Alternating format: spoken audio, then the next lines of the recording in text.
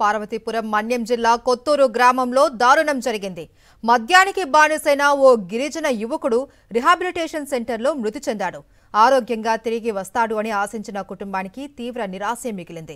గత కొంతకాలంగా మద్యానికి బానిసైన గిరిజన యువకుడు మన్నెంగా భాస్కర్రావు ఓ ఎన్జీఓ సంస్థకు చికిత్స కోసం వెళ్లాడు. కేవలం 3 రోజుల్లోనే శవమై తిరిగి వచ్చాడు. మృతికి బాధ్యులైన వారిపై చట్టపరమైన చర్యలు తీసుకోవాలి అని స్థానిక ప్రజా సంఘాల నాయకులు డిమాండ్ చేస్తున్నారు. పార్వతీపురం మన్యం జిల్లా కొత్తూరు గ్రామంలో దారుణం జరిగింది.